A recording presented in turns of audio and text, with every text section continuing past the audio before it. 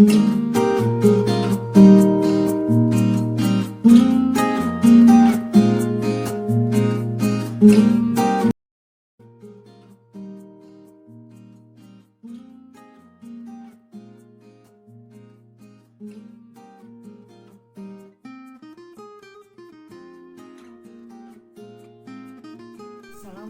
warahmatullahi wabarakatuh. Terima kasih kepada Bapak dosen yang telah memberikan kesempatan kepada saya untuk memaparkan salah satu tokoh teori sosiologi, yaitu Auguste Comte. Di sini saya akan memaparkan sedikit tentang kehidupan Auguste Comte. Auguste Comte nama panjang dari Isidore Maria Auguste Francis Xavier Comte, lahir di Montpellier, Prancis, 19 Januari 1798, meninggal di Paris pada tanggal 5 September tahun 1857 pada umur 59 tahun. Comte adalah seorang filsuf Prancis yang dikenal karena memperkenalkan bidang ilmu sosiologi serta aliran positifisme. Melalui prinsip positifisme, Comte membangun dasar yang digunakan oleh akademis saat ini, yaitu pengaplikasian metode ilmiah dalam ilmu sosial sebagai sarana dalam memperoleh kebenaran. Comte juga merupakan tokoh yang pertama menciptakan istilah sosiologi, sehingga ia mendapatkan julukan sebagai Bapak Sosiologi Dunia. Dalam kehidupan, Comte lahir di Montpellier, sebuah kota kecil di bagian barat dari negara Prancis.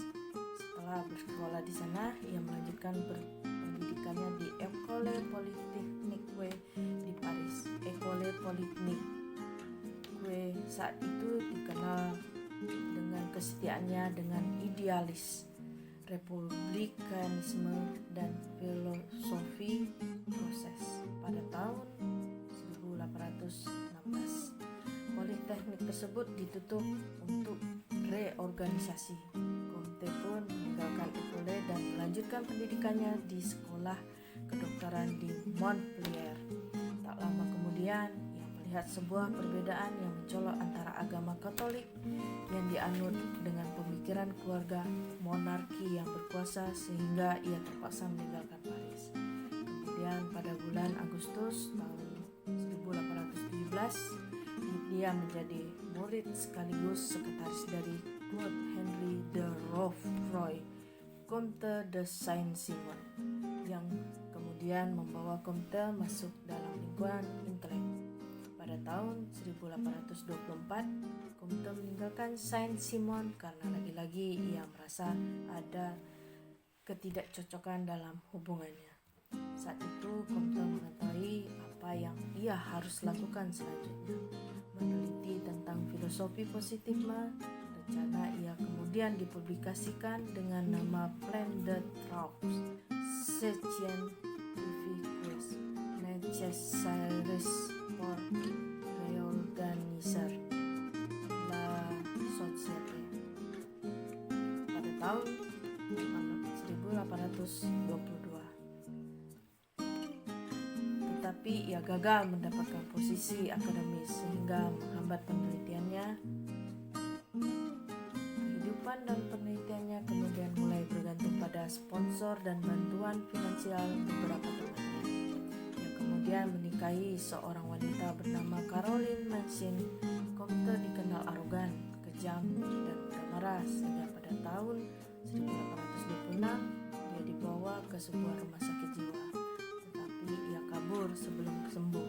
Kemudian setelah kondisi distabilkan oleh Mansin dan ia mengerjakan kembali apa yang dulu dia rencanakan. Namun sayangnya ia bercerai dengan Mansin pada tahun 1842 karena alasan yang belum diketahui. Saat-saat di antara pengerjaan kembali rencananya sampai pada perceraiannya, ia mempublikasikan buku yang berjudul Le Cours de Philosophie Positive. Pada tahun 1844, Comte menjalin kasih dengan Clotilde de Vaux dalam hubungan yang tetap platonis. Setelah Claude, wafat, kisah cinta ini menjadi kuasi religius. Tak lama setelahnya, Comte menerbitkan buku yang berjudul Système de Politique Positive pada tahun 1851 sampai 1854. Comte wafat di Paris pada tanggal 5 September 1857 dan dimakamkan di Cimetière du Père-Lachaise.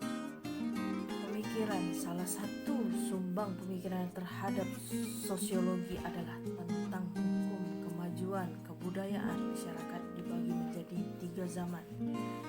1. Zaman teologis.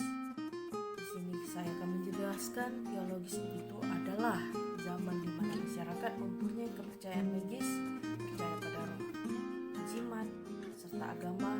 Dunia bergerak menuju alam baka, menuju ke pemujaan terhadap nenek moyang, menuju ke sebuah dunia di mana orang mati mengatur orang hidup. Kedua, zaman metafisika, yaitu masyarakat di mana pemikiran manusia masih terbelenggu oleh konsep filosofis yang abstrak dan universal. Yang ketiga, zaman positif, yaitu masa di mana segala penjelasan gejala sosial maupun alam dilakukan dengan mengacu pada deskripsi ilmiah atau hukum-hukum ilmiah. Terima kasih.